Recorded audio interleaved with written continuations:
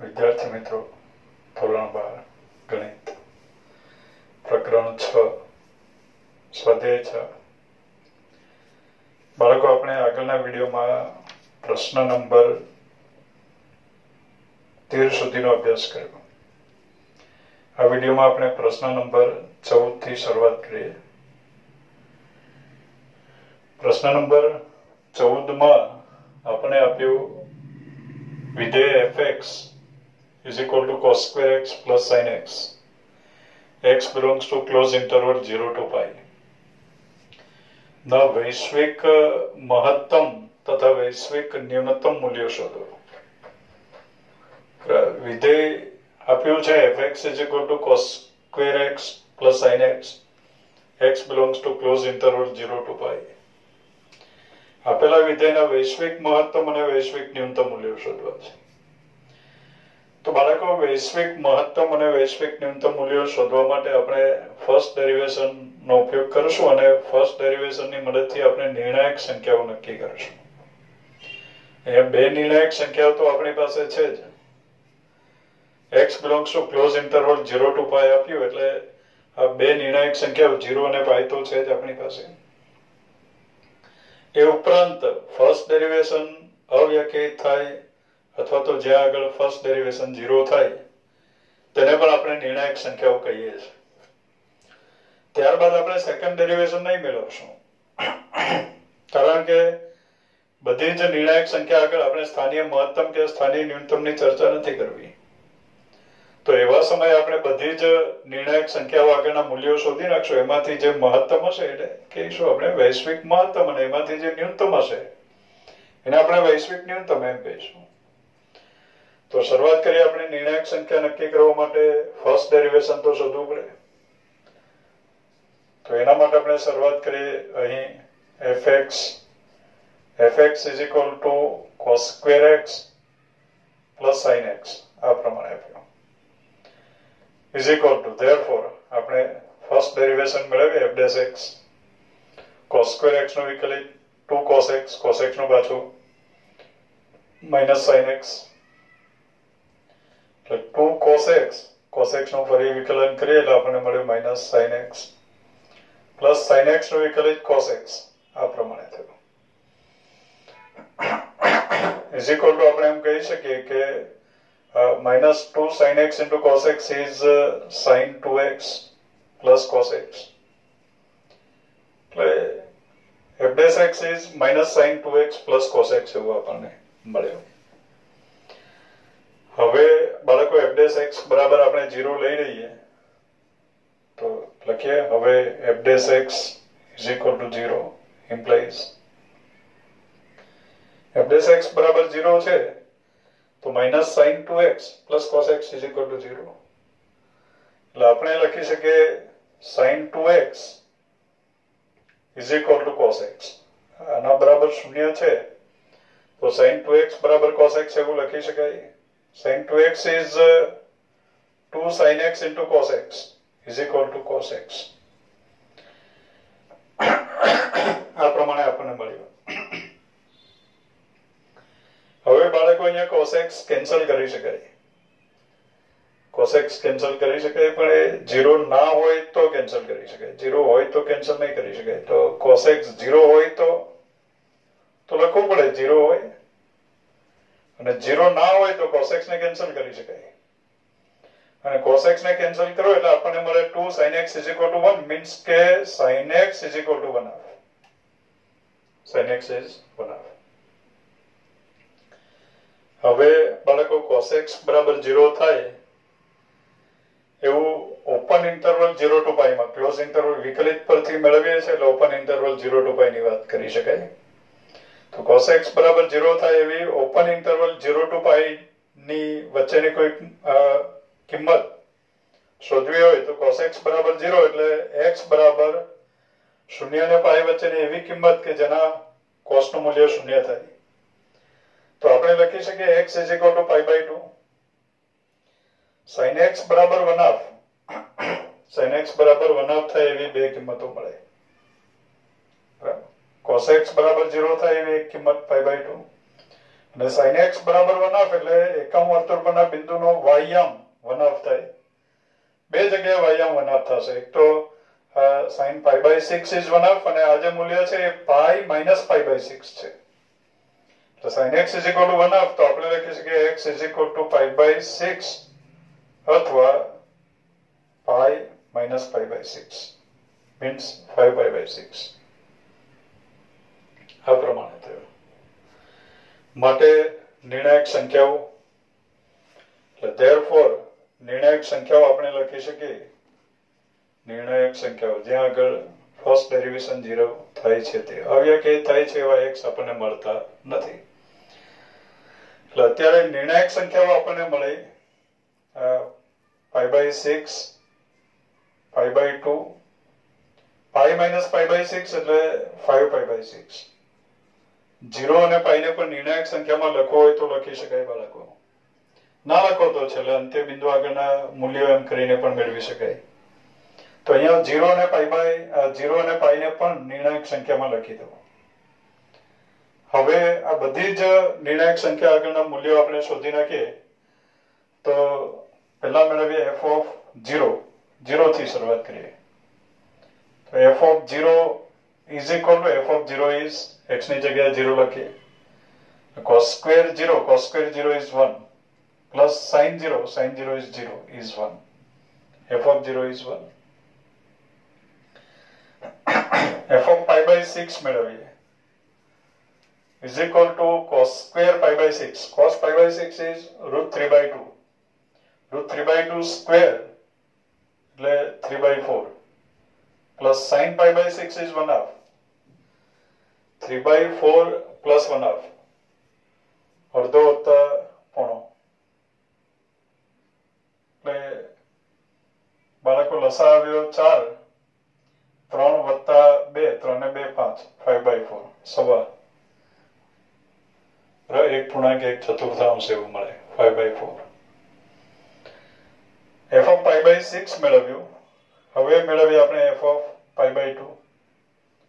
f(π/2) cos π/2 is 0 plus sin π/2 is 1 is equal to 1. 5π/6 આગળનું મૂલ્ય મેળવીએ f(5π/6). તો બાળકો cos 5π/6 બરાબર 3/2 છે.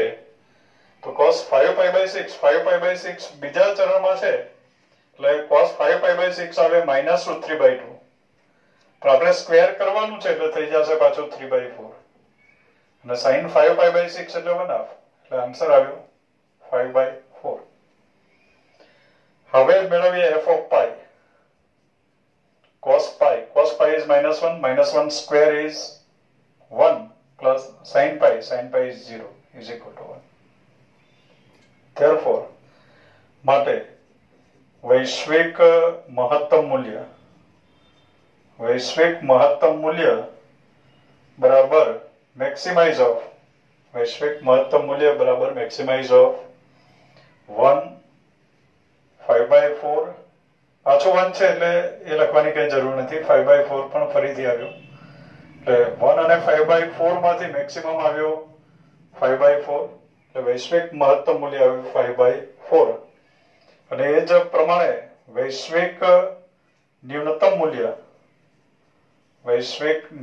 મૂલ્ય બરાબર minimise of 1 and 5/4 is equal to આમાંથી મિનિમમ છે 1. એટલે આ પ્રમાણે આપણને વૈશ્વિક મહત્તમ અને વૈશ્વિક ન્યૂનતમ મૂલ્યો મળે. નેક્સ્ટ દાખલા નંબર 15. r ત્રિજ્યાવાળા સ્મોલ r ત્રિજ્યાવાળા ગોલકમાં અંતર્ગત મહત્તમ ઘનફળવાળા લંબવૃત્તીય શંકુની ઊંચાઈ 4r/3 છે તેમ સાબિત કરો. r ત્રિજ્યાવાળા ગોલકમાં અંતર્ગત મહત્તમ ઘનફળવાળા લંબવૃત્તીય શંકુની ઊંચાઈ 4r/3 છે તેમ આપણે સાબિત કરવાનું છે. બાળકો આ ટાઈપનો એક દાખલો આગળ આપણે ગણ્યો છે સ્વાધ્યાય 6.5 માં લગભગ 23-24 ની આસપાસનો દાખલો એવો કંઈક છે કે આર ત્રિજ્યાવાળા ગોલકમાં અંતર્ગત લંબવૃત્તીય શંકુનું મહત્તમ ઘનફળ આપણે શોધ્યું છે. લંબવૃત્તીય શંકુનું ઘનફળ, મહત્તમ ઘનફળ શોધ્યું. આ દાખલામાં પણ આપણે ઘનફળને મહત્તમ જ કરવાનું છે, પણ ઘનફળ મહત્તમ થાય ત્યારની ઊંચાઈ મેળવવાની છે, અને એ ઊંચાઈ ગોલકની ત્રિજ્યાના સ્વરૂપમાં લઈ આવવાની છે. અત્યારે પણ આપણે લંબવૃત્તીય શંકુના ઘનફળને મહત્તમ કરવાનું છે. શંકુ આર ત્રિજ્યાવાળા ગોલકમાં અંતર્ગત છે, તો એના માટે આપણે આર ત્રિજ્યાવાળા ગોલક લઈ લઈએ. ગોલકની અંદર શંકુ અંતર્ગત કરવો છે, તો અઘરું કામ છે, ગોલક દોરવાનું છે અત્યારે.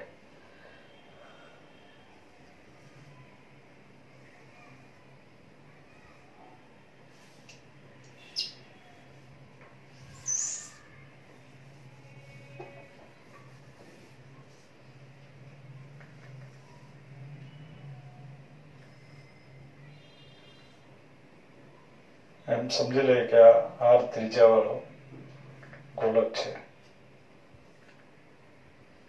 ગોલકની અંદર આપણે શંકુ અંતર્ગત કરવો છે. આર ત્રિજ્યાવાળો કોઈ ગોલક છે, એની અંદર શંકુ અંતર્ગત કરવો છે. આ ગોળાનું કેન્દ્ર છે. આગળ એ દાખલામાં આપણે સમજાવ્યું છે કે ગોલકને અંતર્ગત શંકુ એટલે શું. એ દાખલામાં આપણે ચર્ચા કરી છે કે આ ગોલક જે છે એના નીચેના ભાગને આપણે આમ કાપી નાખીએ તો નીચેનો ભાગ વર્તુળ દેખાય છે. એ વર્તુળને પાયો ગણીને શંકુ બનાવવામાં આવે, એને પાયો સમજીને શંકુ બનાવવામાં આવે તો એ જે શંકુ છે એને કહેવાય ગોલકને અંતર્ગત શંકુ. ગોલકને અંતર્ગત શંકુ એનો જે પાયો છે વર્તુળ છે, અને વર્તુળ પરનું દરેક બિંદુ ગોળાની વક્ર સપાટી ઉપર, વર્તુળ પરનું દરેક બિંદુ ગોળાની, બરાબર, શંકુનો જે પાયો છે એ વર્તુળ છે. આપણે તે દિવસે આપણે જયારે સમજાવ્યું ત્યારે એમ પણ વાત કરી હતી કે એની અંદર જે શંકુ છે, આપણે અંતર્ગત શંકુ કરવો છે, 3D દેખાય, 3 ડાયમેન્શનમાં દેખાય, એટલા માટે આપણે વલય પણ દોર્યું હતું. એ દાખલામાં સ્વાધ્યાય 6.5 એ દાખલો તમે જોઈ શકશો. તો એની અંદર આપણે શંકુ અંતર્ગત કરવો છે, તો આ પ્રમાણે શંકુ અંતર્ગત કરી દઈએ. આપણે ગોલકની અંદર શંકુ અંતર્ગત કરીએ છીએ આપણે, એટલે આ પ્રમાણે શંકુ અંતર્ગત કરીએ.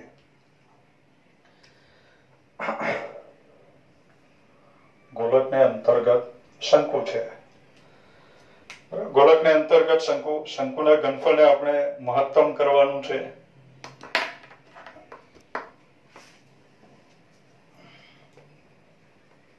શંકુના ઘનફળને મહત્તમ કરવું છે. આપણે તે સમયે શંકુનું મહત્તમ ઘનફળ આપણે શોધ્યું હતું.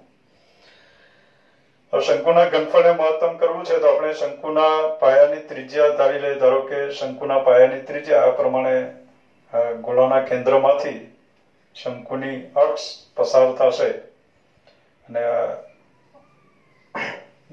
શંકુની પાયાની ત્રિજ્યા છે, આપણે એવું ધારી લઈએ. ધારો કે શંકુની પાયાની ત્રિજ્યા r છે. જો કે આપણને ગોલકની ત્રિજ્યા સ્મોલ r એવું આપી દીધું, ગોલકની ત્રિજ્યા. એટલે આ જે ગોળો છે એની ત્રિજ્યા આપણે આપી દીધી. આ ગોળકનું કેન્દ્ર છે, અને આ જે વર્તુળ છે એના પરનું દરેક બિંદુ ગોળાની વક્ર સપાટી ઉપર છે, અને આ છે ગોલકનું કેન્દ્ર. ગોળાનું કેન્દ્ર છે અને આ દરેક બિંદુ ગોળાની વક્ર સપાટી ઉપર છે, તો કેન્દ્રને વક્ર સપાટી પરના બિંદુ સાથે આમ જોડી દઈએ આપણે તો એ ગોળાની ત્રિજ્યા દર્શાવશે. એટલે આ જે છે ગોળાની ત્રિજ્યા છે r, સ્મોલ r. ગોળાની ત્રિજ્યા આપણને સ્મોલ r છે એવું આપણે આપ્યું છે. એ દાખલામાં આપણે આ જે અંતર છે ગોળાનું કેન્દ્રને આપણે O કહીએ, અને આ જે વર્તુળ છે એ વર્તુળના કેન્દ્રને આપણે M કહીએ. પાયાનું શંકુનો જે પાયો છે વર્તુળાકાર છે, અને એ વર્તુળના કેન્દ્રને આપણે M કહીએ. તો આપણે તે દિવસે જે દાખલો ગણ્યો એમાં OM બરાબર x ધારી લીધું. r આપણને આપેલું છે, OM બરાબર આપણે x ધારી લીધું, એટલે ત્યાંથી આપણને શંકુની પાયાની ત્રિજ્યા મળી. OM બરાબર x ધાર્યું. આ જે બિંદુ છે એ ગોળાની વક્ર સપાટી ઉપર છે, શિરોબિંદુ ગોળાની વક્ર સપાટી ઉપર છે, અને આ ગોળાનું કેન્દ્ર છે, તો આ પણ સ્મોલ r જેટલું હોય. એટલે ખરેખર શંકુની ઊંચાઈ થઈ ગઈ r+x. એ પ્રમાણે થશે. તો આપણે એ દાખલામાં ચેન્જ નથી કરતા અત્યારે, આ પ્રમાણે લઈ લઈએ અત્યારે. અથવા તો શંકુની ઊંચાઈ વિશે લાવવું છે તો ઊંચાઈ વિશે પણ ધારી શકાય શંકુની ઊંચાઈ h છે, પણ અત્યારે આપણે OM જ ધારી લઈએ. ધારો કે OM બરાબર x છે. તો અહીંયા લખીએ આપણે, ધારો કે ગોલકને અંતર્ગત શંકુ, ધારો કે ગોલકને અંતર્ગત શંકુ નો પાયો, શંકુના પાયા વર્તુળ, વર્તુળનું કેન્દ્ર એમ છે, વર્તુળનું કેન્દ્ર એમ છે, ગોલકનું કેન્દ્ર O છે, ગોલકનું કેન્દ્ર O છે, તથા આપણે એવું ધારી લઈએ, ધારો કે OM બરાબર x છે, OM બરાબર x, OM ફક્ત આપણે ધારી લઈએ, OM બરાબર x. આપણે શંકુની ત્રિજ્યા વિશે ધારી લઈએ તો પણ ચાલે. ધારો કે શંકુની ત્રિજ્યા કેપિટલ R છે, કેમ કે સ્મોલ r વપરાઈ ગયો છે, તો શંકુની ત્રિજ્યા કેપિટલ R રાખીએ. એટલે શંકુની ત્રિજ્યા વિશે ધારી લો તો પણ ચાલશે. પણ આપણે આગળના દાખલામાં ચેન્જ નથી કરવા માંગતા, એટલે આપણે ફરીથી આ OM વિશે ધારી લઈએ, OM બરાબર x એવું ધારી લઈએ. જો OM બરાબર x હોય તો અંતર્ગત શંકુની ત્રિજ્યા આવી જશે બાળકો. અંતર્ગત શંકુની ત્રિજ્યા બરાબર આ કાટકોણ ત્રિકોણની વાત થઈ. કાટકોણ ત્રિકોણમાં આ ત્રિજ્યા જે છે એ કાટખૂણો બનાવતી એક બાજુ છે, તો એનું માપ આવશે √r² - x². એટલે અંતર્ગત શંકુની પાયાની ત્રિજ્યા આવશે √r² - x². તો OM બરાબર x માટે અંતર્ગત શંકુના પાયાની ત્રિજ્યા, માટે અંતર્ગત શંકુના પાયાની ત્રિજ્યા, તો અંતર્ગત શંકુના પાયાની ત્રિજ્યા બરાબર √r² - x² આવ્યું. Therefore આપણે અંતર્ગત શંકુના ઘનફળને મહત્તમ કરવાનું છે. તો અંતર્ગત શંકુના ઘનફળને મહત્તમ કરવું છે, therefore અંતર્ગત શંકુનું ઘનફળ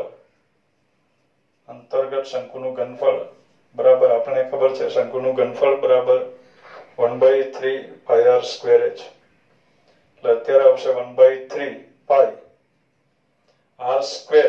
એટલે અંતર્ગત શંકુના પાયાની ત્રિજ્યા છે √r² - x², અને એનો વર્ગ એટલે આપણે લખી શકીએ r² - x². 1/3 π r² into 1/3 π r² into h શંકુની ઊંચાઈ, અને અત્યારે શંકુની ઊંચાઈ છે r plus x. આ શંકુની ઊંચાઈ છે, એટલે આપણને મળ્યું 1/3 π r² - x² into r plus x. આ પ્રમાણે મળ્યું.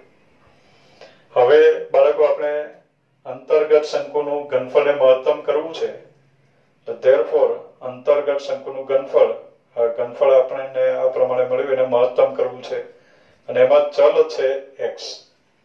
શંકુની ત્રિજ્યા, શંકુની ઊંચાઈ ચેન્જ કરીને ગોળાની અંદર જુદા જુદા શંકુ અંતર્ગત કરી શકાય. એટલે અત્યારે અંતર્ગત શંકુનું જે ઘનફળ છે એમાં ચલ x છે. મીન્સ કે અંતર્ગત શંકુનું ઘનફળ x નું વિધેય છે એમ કહી શકાય. ઘનફળને મહત્તમ કરવું એટલે x ના વિધેયને મહત્તમ કરવાનું છે, અને x ના વિધેયને મહત્તમ કરવું છે માટે f' અને f" આપણે મેળવવા જોઈએ. f' અને f" મેળવવા માટે f' મેળવીએ શરૂઆતમાં. તો f' = 1/3 π. હવે r² - x² into r plus x એનું વિકલન. જો કે ગુણાકાર કરીને બહુપદી પણ બનાવી શકાય, બહુપદી બનાવીને સરળતાથી એનું વિકલન કરી શકાય. એમ ના કરો તો પછી ગુણાકારના નિયમ પ્રમાણે વિકલન કરી શકાય. આપણે ગુણાકારના નિયમ પ્રમાણે વિકલન કરીએ. r² - x² અચળ, r plus x નું વિકલન, r અચળ એનું વિકલિત 0, x નું વિકલિત 1 પ્લસ r plus x અચળ, r² - x² નું વિકલિત, r² - x² નું વિકલિત, r² નું 0 minus x² નું -2x. આ પ્રમાણે થશે, is equal to 1/3 π કૌંસમાં r square minus x square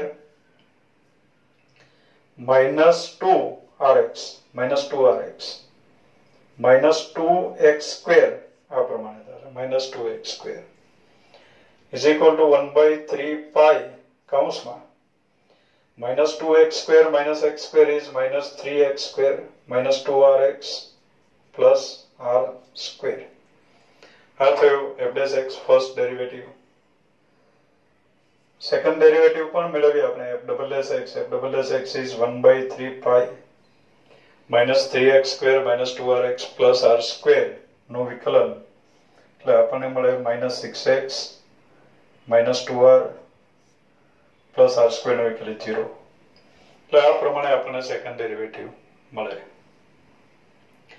હવે બાળકો x જે છે એ OM એટલે કે અંતર દર્શાવે o અને m વચ્ચેનું એટલે x ઇઝ પોઝિટિવ.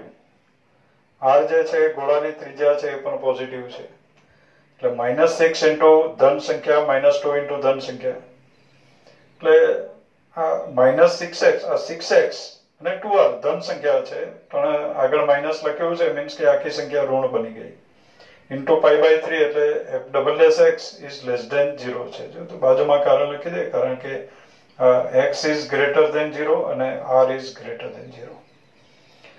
x અને r બંને પોઝિટિવ છે નેગેટિવ મળે તો પણ આપણે સિલેક્ટ કરશું નહીં એટલે બાળકો સેકન્ડ ડેરિવેટિવ પહેલેથી જ લેસ ધેન 0 થઈ ગયો. સેકન્ડ ડેરિવેટિવ લેસ ધેન 0 છે એટલે એનો મીનિંગ એવો થયો કે f dash x બરાબર 0 લેવાથી જે x મળે છે એના માટે fx એટલે કે અંતર્ગત શંકુનું ઘનફળ મહત્તમ જ થાય કારણ કે second derivative is less than 0.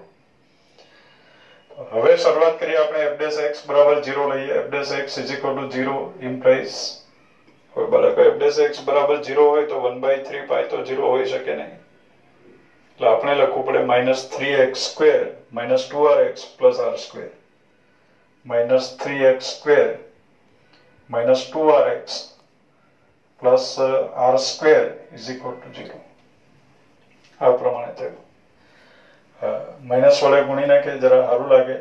3x square plus 2rx minus r square is equal to 0. x ની 2 ઘાત 1 ઘાત 0 ઘાત r ની પણ 2 ઘાત 1 ઘાત 0 ઘાત તો બાળકો 3 એકા 3 3 ના એવા અવયવ જેનો તફાવત 2 આવે 3 એકા 3 એવું લખી શકીએ આપણે તો અહીંયા આવશે 3x square plus 3rx minus rx minus r square is equal to 0 implies 3x is common કૌંસમાં x plus 3x is common x plus r minus r is common x plus r is equal to 0 implies x plus r is common કૌંસમાં 3x minus r is equal to 0. હવે સીધી વાત છે કે x plus r x એટલે OM છે અને r એટલે ગોળાની ત્રિજ્યા છે એનો સરવાળો શૂન્ય હોઈ શકે નહીં એટલે આપણે લખી શકીએ 3x minus r is equal to 0 implies આપણે લખી શકીએ x is equal to r/3 x is equal to r/3 આપણને મળ્યું. therefore માટે આપણે કહી શકીએ કે x is equal to r/3 આગળ f of x મહત્તમ થાય. f of x મહત્તમ એટલા માટે કારણ કે સેકન્ડ ડેરિવેટિવ પહેલેથી જ લેસ ધેન 0 થઈ ગયું છે તો x is equal to r/3 આગળ f of x મહત્તમ જ થાય અને f of x એટલે જ અંતર્ગત શંકુનું ઘનફળ માટે આપણે લખશું અંતર્ગત શંકુનું ઘનફળ મહત્તમ હોય તો આપણને મળે x is equal to r/3 એટલે અંતર્ગત શંકુનું ઘનફળ મહત્તમ હોય તો x બરાબર r/3 થયું. માટે શંકુની ઊંચાઈ આપણે શંકુની ઊંચાઈ મેળવવી છે માટે શંકુની ઊંચાઈ બરાબર r plus x છે તો આપણે લખી શકીએ r plus x પણ x બરાબર r/3 છે એટલે r plus r/3 is equal two 3 એકા 3 1 4 એટલે આપણે લખી શકીએ 4r/3 એટલે જ્યારે અંતર્ગત શંકુનું ઘનફળ મહત્તમ હોય ત્યારે શંકુની ઊંચાઈ બરાબર 4r/3 થાય છે એમ સાબિત થયું. નેક્સ્ટ દાખલા નંબર 17. r ત્રિજ્યાવાળા ગોલકમાં અંતર્ગત મહત્તમ ઘનફળ વાળા નળાકારની ઊંચાઈ 2r/√3 છે તેમ સાબિત કરવું. નળાકારનું મહત્તમ ઘનફળ મેળવવું. બાળકો, આગળની જેમ જ અત્યારે દાખલો છે કેપિટલ R ત્રિજ્યાવાળા ગોલકમાં અંતર્ગત મહત્તમ ઘનફળ વાળા નળાકારની ઊંચાઈ. તો આગળના દાખલામાં આપણે ગોળાની અંદર શંકુ અંતર્ગત કર્યો. હવે આ દાખલામાં આપણે R ત્રિજ્યાવાળા ગોલકમાં નળાકાર અંતર્ગત કરવાનું છે. શંકુની ઊંચાઈ આપણે મેળવી. શંકુનું ઘનફળ મહત્તમ થાય ત્યારે શંકુની ઊંચાઈ આપણે મેળવી. શંકુની ઊંચાઈ 4r/3 મળી આપણને. તો અત્યારે આપણે નળાકારની ઊંચાઈ મેળવી છે અને નળાકારનું મહત્તમ ઘનફળ પણ શોધવાનું છે. આપણે આગળનો જે દાખલો ગણ્યો એમાં ચર્ચા કરી કે આપણે આગળ શંકુનું મહત્તમ ઘનફળ આગળના દાખલામાં મેળવ્યું હતું અને શંકુની ઊંચાઈ આ દાખલામાં મેળવી. આ જે દાખલો છે એમાં નળાકારની ઊંચાઈ પણ આ જ દાખલામાં મેળવવાનું છે અને નળાકારનું મહત્તમ ઘનફળ પણ આ જ દાખલામાં મેળવવાનું છે. એક જ પ્રશ્ન છે, નળાકારની ઊંચાઈ શોધવાની છે, પણ કામ તો આપણે એક જ કરવાનું છે કે અંતર્ગત નળાકારના ઘનફળને આપણે મહત્તમ કરવાનું છે. અને અંતર્ગત નળાકાર શેની અંતર્ગત? તો r ત્રિજ્યાવાળા ગોલકમાં અંતર્ગત. તો r ત્રિજ્યાવાળા ગોલકની વાત કરવી છે. આ પ્રમાણે લઈ લઈએ. ધારો કે r ત્રિજ્યાવાળો ગોલક છે, કેપિટલ R ત્રિજ્યાવાળો કોઈ ગોલક છે એમ સમજી લઈએ. હવે r ત્રિજ્યાવાળા ગોલકની અંદર આપણે નળાકાર અંતર્ગત કરવો છે. ગોલકની અંદર આપણે નળાકાર અંતર્ગત કરવો છે. ધારો કે ગોળાનું કેન્દ્ર છે, ગોલકનું કેન્દ્ર. ગોલકને અંતર્ગત નળાકાર એનો મિનિંગ શું કરવો? આપણે કદાચ આગળ પણ એની ચર્ચા કરી છે આપણે કે ગોળાનો જે ભાગ છે ઉપરથી આપણે કાપી નાખીએ તો અહીંયાથી વર્તુળ દેખાય અને એ વર્તુળ જેટલા જ વ્યાસ વાળો પાઇપ કોઈક વિચારી શકે આપણે જે પસાર કરીએ ગોળામાંથી, તો એ જે નળાકાર થયો એ ગોળાને અંતર્ગત નળાકાર એમ કહેવાય. અને ગોળાને અંતર્ગત નળાકાર છે તો એનો એ જે નળાકાર છે એની સપાટી અથવા એનું મથાળું જે વર્તુળ છે એ વર્તુળ પરનું દરેક બિંદુ ગોળાની વક્ર સપાટી ઉપર હોય. તળિયું પણ વર્તુળાકાર છે, એનું પણ દરેક બિંદુ ગોળાની વક્ર સપાટી ઉપર હોય. એટલે આપણે ગોળાની અંદર નળાકાર અંતર્ગત કરવો છે. તો આ પ્રમાણે વિચારી શકાય, આ કોઈ નળાકાર આપણે અંતર્ગત કરીએ, ગોળાની અંદર નળાકાર અંતર્ગત કર્યો એમ સમજી લઈએ. એટલે ગોલકની અંદર આપણે નળાકાર અંતર્ગત કરવો છે. આ પ્રમાણે ગોલકની અંદર નળાકાર અંતર્ગત કરી શકાય. નળાકારની જે મથાળું છે એ વર્તુળાકાર છે અને વર્તુળ પરનું દરેક બિંદુ ગોળાની વક્ર સપાટી ઉપર છે. નળાકારનું જે તળિયું છે એ પણ વર્તુળાકાર છે, એનું પણ દરેક બિંદુ ગોળાની વક્ર સપાટી ઉપર છે. અને નળાકારના ઘનફળને આપણે મહત્તમ કરવાનું છે. બાળકો, આ ગોળાનું કેન્દ્ર છે અને આ વર્તુળ પરનું દરેક બિંદુ ગોળાની વક્ર સપાટી ઉપર છે. તો ગોળાના કેન્દ્રથી આ વર્તુળ પરના કોઈ પણ બિંદુને જોડી દઉં તો એ અંતર ગોળાની ત્રિજ્યા જેટલું થશે. એટલે આ ગોળાની વક્ર સપાટી પરનું બિંદુ છે અને ગોળાનું કેન્દ્ર છે તો એને જોડવાથી આપણને ગોળાની ત્રિજ્યા મળે. એટલે ગોલકની ત્રિજ્યા કેપિટલ R છે, તો આ જે ત્રિજ્યા છે એ કેપિટલ R છે આપણે લઈ લઈએ. આપણે નળાકારની ઊંચાઈ શોધવી છે. તો નળાકારની ઊંચાઈ એટલે આ જે છે નળાકારની ઊંચાઈ આવશે. આ નળાકારની ઊંચાઈ છે. ધારો કે નળાકારની ઊંચાઈ h છે, તો આ કેન્દ્રથી આ નીચેના ભાગમાં જે ઊંચાઈ જે અંતર છે એ h/2 આવશે અને આ પણ h/2 આવશે જો નળાકારની ત્રિજ્યા નળાકારની ઊંચાઈ h હોય તો. એટલે આપણે એવું ધારી લઈએ કે ધારો કે અંતર્ગત નળાકાર જે છે, અંતર્ગત નળાકારની પાયાની ત્રિજ્યા r છે અને એની ઊંચાઈ h છે.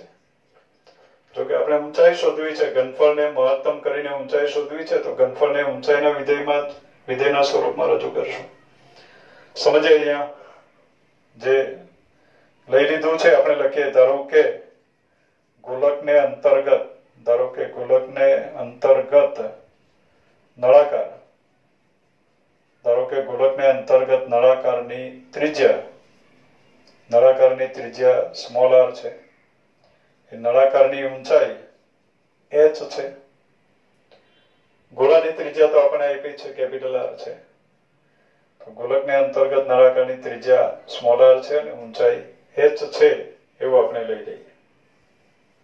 therefore ગોલકને અંતર્ગત નળાકાર એટલે આપણે લખશું અહીંયા અંતર્ગત નળાકારનું ઘનફળ.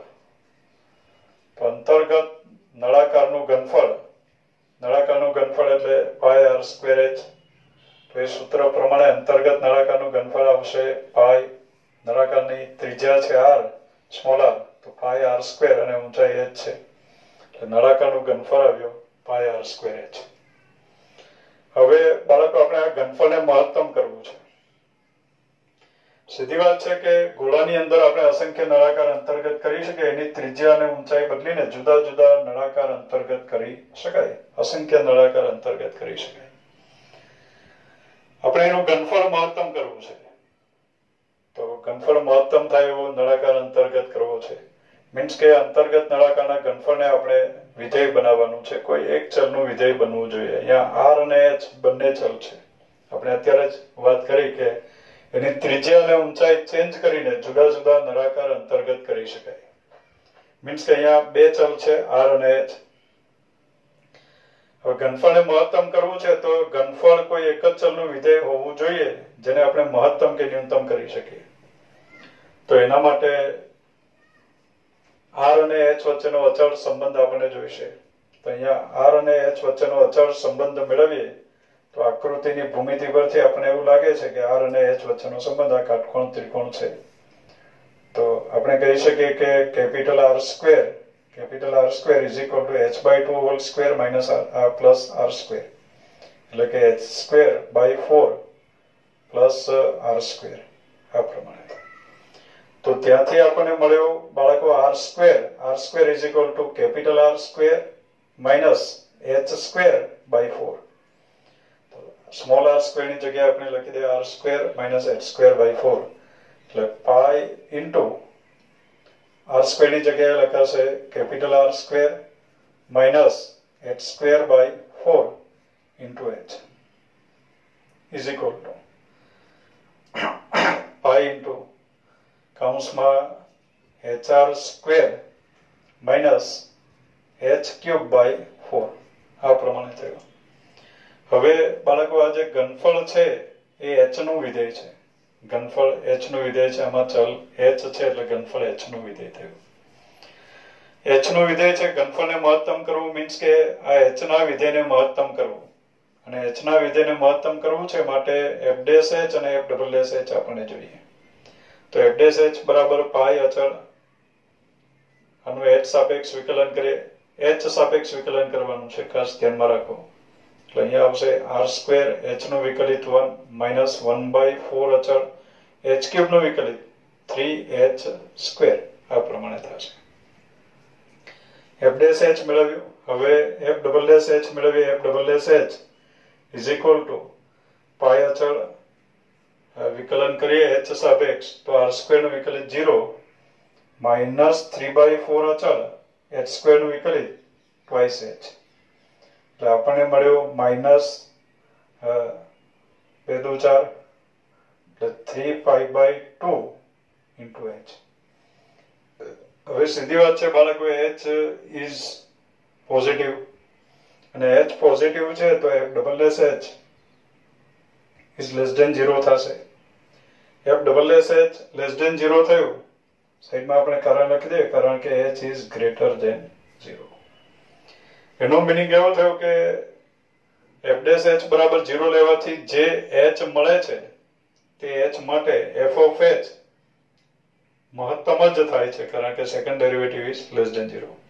એટલે f ડેશ h બરાબર 0 લેવાથી જે h મળે છે તેના માટે f of h એટલે અંતર્ગત નળાકારનું ઘનફળ એ હંમેશા મહત્તમ જ થાય છે એમ કહી શકાય.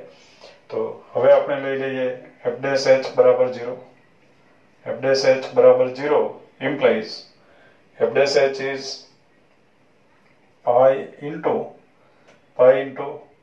r square minus 3 by 4 h square is equal to 0.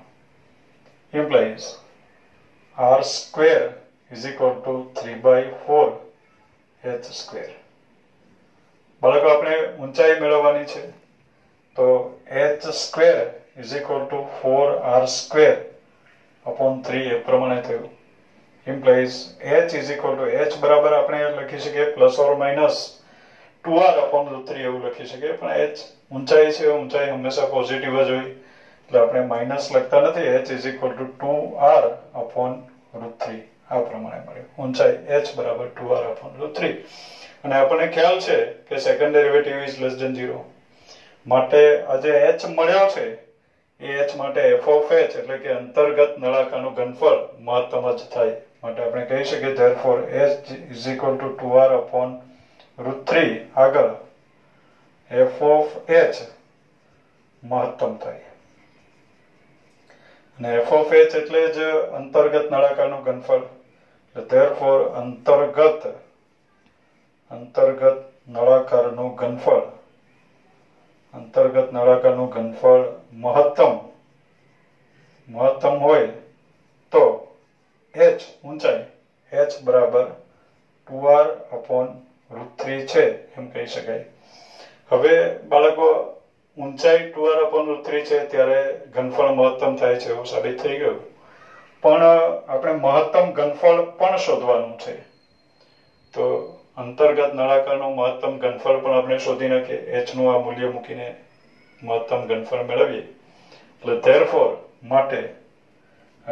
માટે અંતર્ગત નળાકારનું મહત્તમ ઘનફળ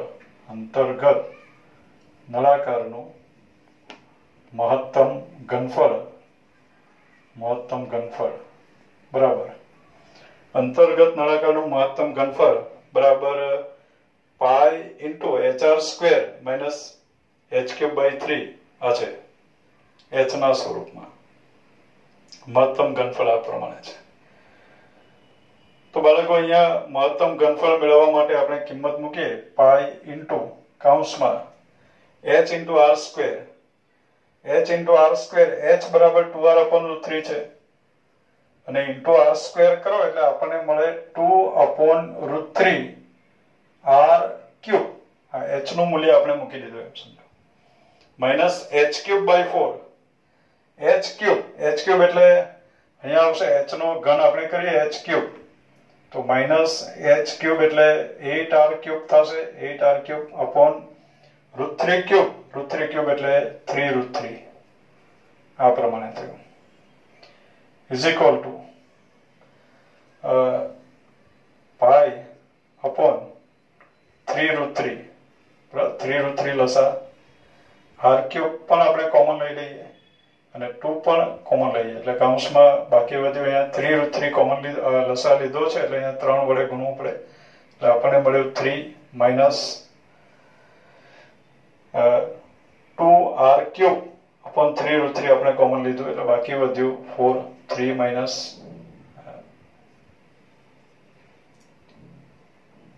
just એક મિનિટ બાળકો અહીંયા કેલ્ક્યુલેશન કરતી વખતે અહીંયા h³ by 4 છે આપણે h³ લખ્યું upon 4 લખ્યા નથી તો અહીંયા h³ upon 4 લખવું છે h³ એટલે 8r³ upon 3√3 upon 4 છેદમાં 4 છે એટલે અહીંયા 4 તારી 12 કરી દઈએ આપણે 12√3 તો લસા આવ્યો 12√3 એ લસા પાઈ r³ બંનેમાં છે એટલે સામાન્ય બે પણ સામાન્ય લઈ લઈએ અથવા તો અહીંયા 4 દુ 8 4 તારી 12 એ પ્રમાણે કરી શકાય અને 3√3 જ લસા લઈએ તો પણ ચાલશે 3√3 લસા r³ common 2r³ common 2r³ આપણે કોમન લઈએ અથવા તો 2 upon √3 r³ તો એ આપણે કોમન લઈ લીધું 2r³ upon 3√3 તો બાળકો અહીંયા 3 વડે ગુણવું જોઈએ. -2r³ / 3√3 ઇઝ કોમન, એટલે 3 - 1 3 - 1 ઇઝ 2. એટલે આપણને મળ્યું 2 × 2 4/3√3 πr³.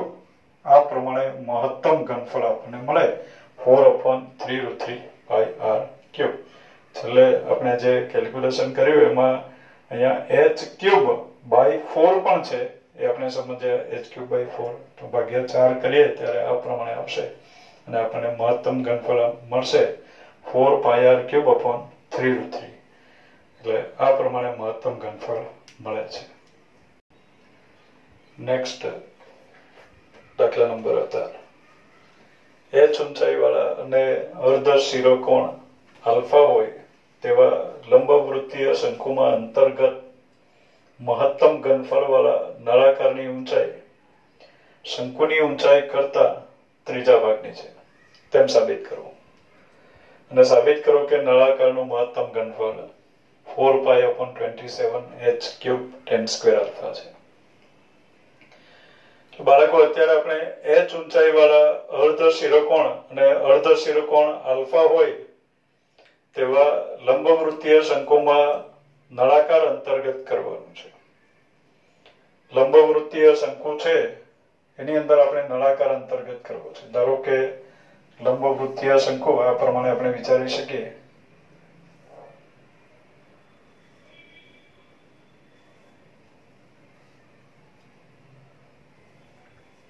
ધારો કે આ કોઈક લંબવૃત્તીય શંકુ છે.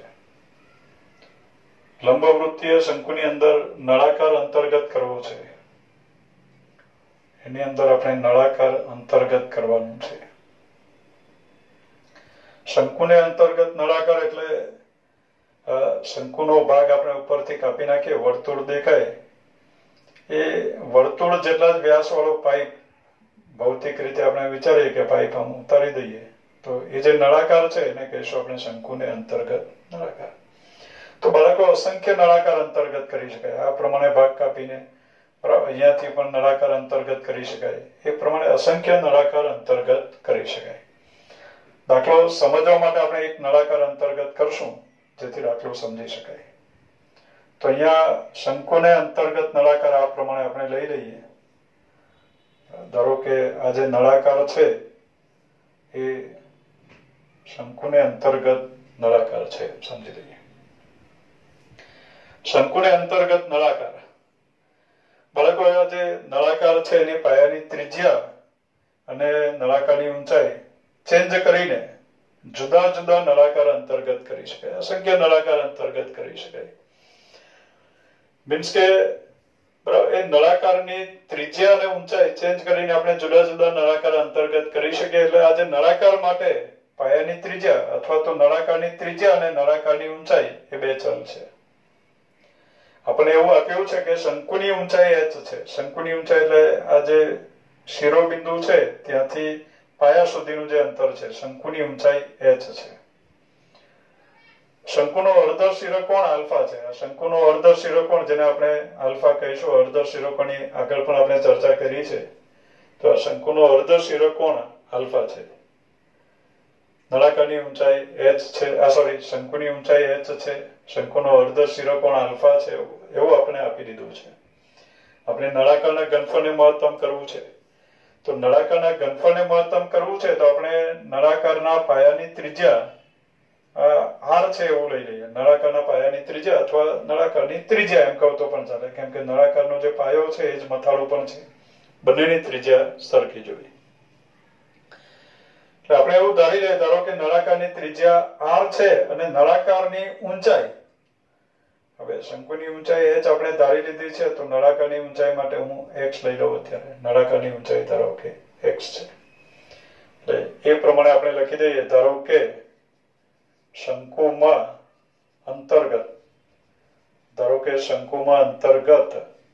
નળાકાર ની ત્રિજ્યા, શંકુમાં અંતર્ગત નળાકારની ત્રિજ્યા બરાબર r છે અને શંકુમાં અંતર્ગત જે નળાકાર છે તેની જ ઊંચાઈ અને અંતર્ગત નળાકારની ઊંચાઈ બરાબર x છે એવું લઈ લઈએ. ધારો કે શંકુમાં અંતર્ગત નળાકારની ત્રિજ્યા r છે અને નળાકારની ઊંચાઈ બરાબર x છે.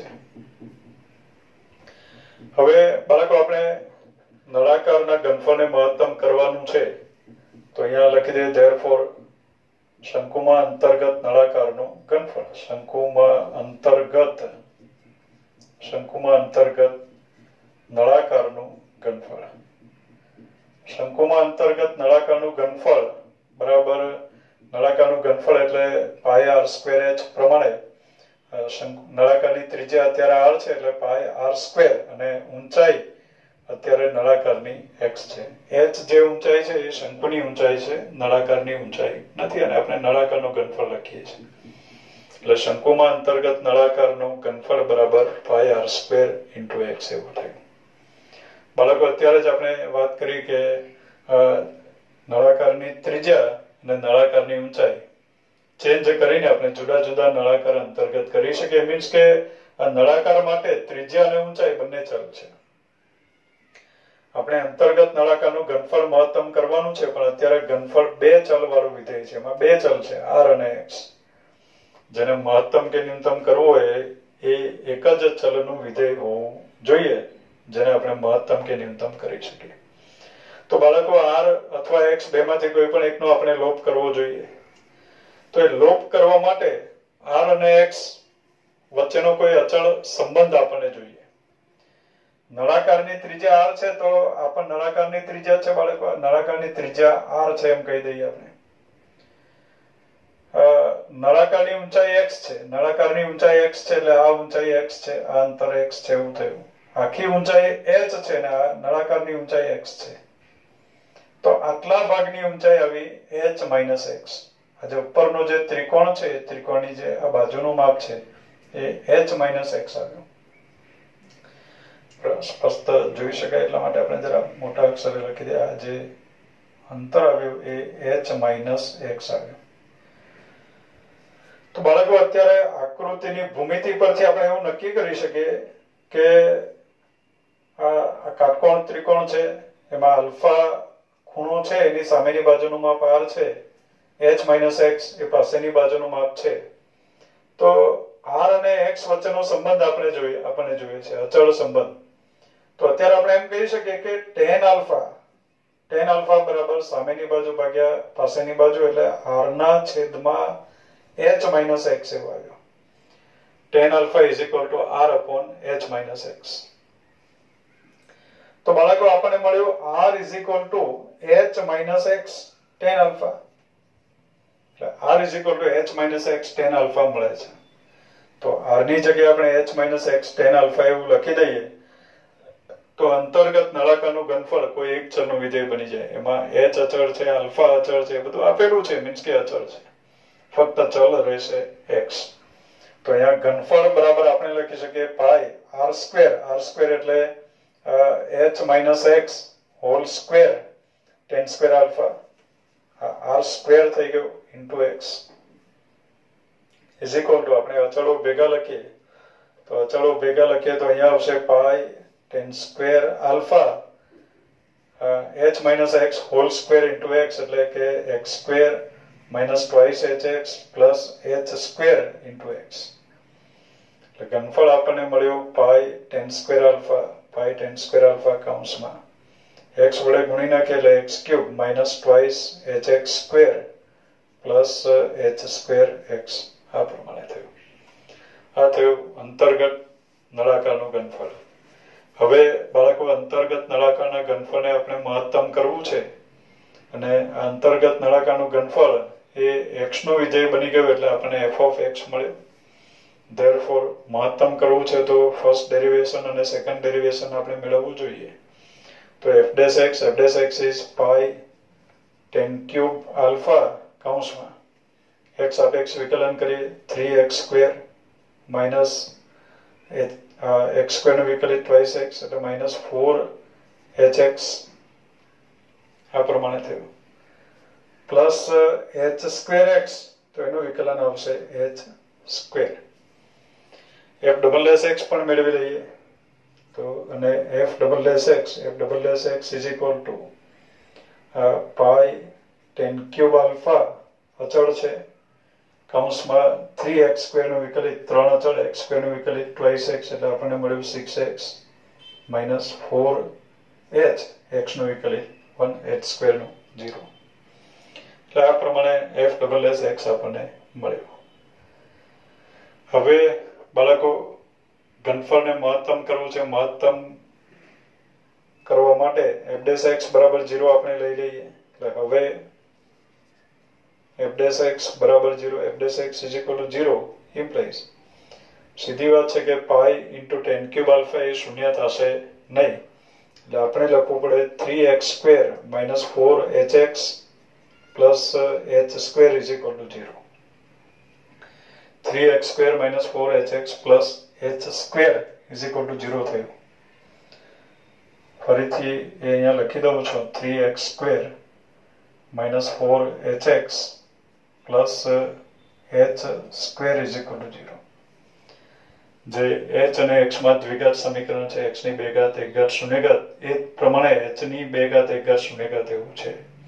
તો બાળકો 3 × 3 ના એવા અવયવ જેનો સરવાળો 4 આવે 3 × 3 એટલે આપણે લખી શકીએ 3x² minus 3hx minus hx plus h² is equal to 0 implies 3x is common, x minus h minus h is common, x minus h is equal to 0 implies x minus h is common કૌંસમાં 3x minus h is equal to 0.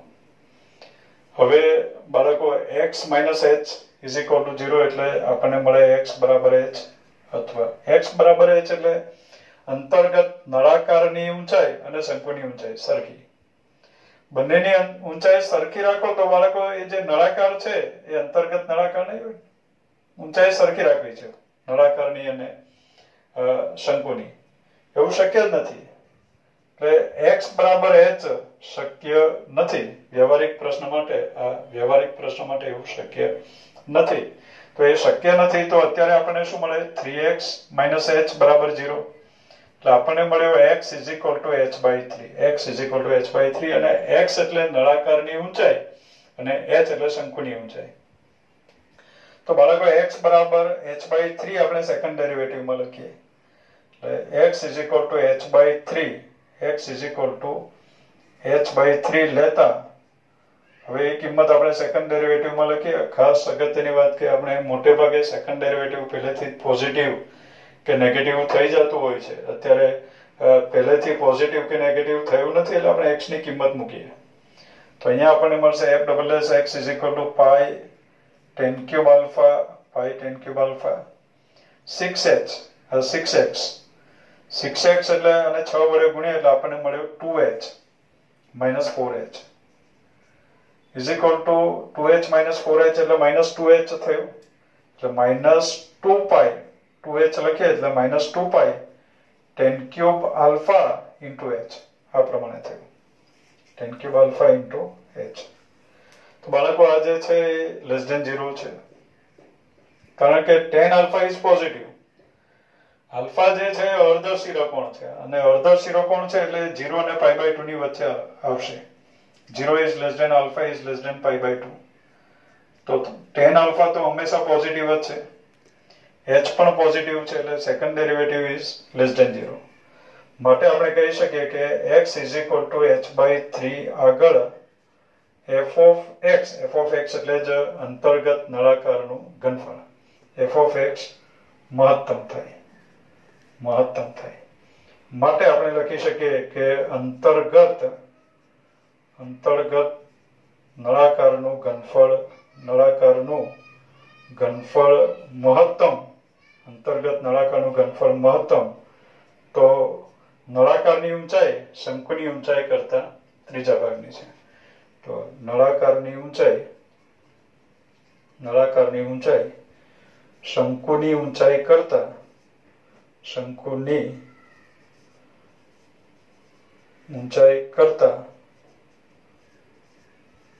ત્રીજા ભાગની છે.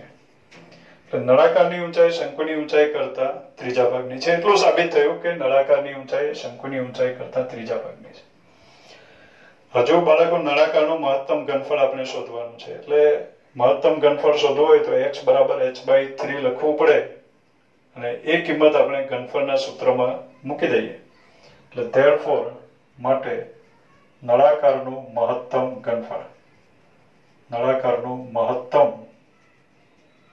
ઘનફળ તો બાળકો નળાકારનું ઘનફળ આપણી પાસે અહીંયા છે fx એટલે નળાકારનું ઘનફળ પાઈ tan ક્યુબ આલ્ફા તો લખી દઈએ આપણે પાઈ tan ક્યુબ આલ્ફા કૌંસમાં x ક્યુબ હવે જ્યારે ઘનફળ મહત્તમ હોય ત્યારે x બરાબર h/3 છે તો x ક્યુબ ની જગ્યાએ લખાશે h cube upon 27 x cube આવી ગયો -2h into x square એટલે કે h square by 9 plus h square into x અને x એટલે h/3 is equal to pi tan cube alpha into 1/27 h cube minus 2/9 h cube plus 1/3 h cube આ પ્રમાણે થયું is equal to 27 લસા આવે h cube by 27 is common એટલે pi tan cube alpha into h cube upon 27 is common 27 લસા અને h cube સામાન્ય તો અત્યારે આપણને મળે h cube by 27 કોમન લીધું એટલે અહીંયા આવ્યું 1 minus h cube by 27 common લીધું એટલે અહીંયા 3 વડે ગુણવું પડે -6 plus h cube by 27 common લીધું છે તો અહીંયા 9 વડે ગુણવું પડે એટલે 9 9 ને 1 10 ઓછા 6 10 ઓછા 6 એટલે કે 4 એટલે આપણે લખી શકીએ 4 pi 4 વધ્યું 4 pi h cube by 27 tan cube alpha 4 pi by 27 h cube tan square alpha tan cube alpha છે આપણી પાસે fx બરાબર pi tan square alpha છે તો અહીંયા fx બરાબર fx મહત્તમ ઘનફળ બરાબર pi tan square alpha છે તો એ આપણે ચેન્જ કરી નાખીએ pi tan square આ h cube જ છે અહીંયા tan square alpha એ પ્રમાણે છે એટલે આ પ્રમાણે આપણને અંતર્ગત નળાકારનું મહત્તમ ઘનફળ પણ મળે તો બાળકો આ વિડીયોમાં આપણે ઘણા અગત્યના દાખલાઓની ચર્ચા કરી એક દાખલો વચ્ચે દાખલા નંબર 16 પ્રશ્ન નંબર 16 ની આપણે ચર્ચા નથી કરી કારણ કે એ આપણા લિસ્ટમાં નથી કાઢી નાખવાનું છે એવું લિસ્ટમાં આપ્યું નથી પણ એ દાખલો ગણવા માટે મધ્યકમાન પ્રમેયનો ઉપયોગ થાય અને મધ્યકમાન પ્રમેય આપણે કાઢી નાખ્યું છે એટલે સીધી વાત છે કે એ દાખલો પણ પૂછી શકાય નહીં એટલા માટે આપણે દાખલો નથી કરાવ્યો બાકીના બધા દાખલાને ગણતરી આપણે કરી છે હવે બાકી રહ્યા જે MCQ છે તે આપણે નેક્સ્ટ વિડીયોમાં લઈ લઈશું થેન્ક યુ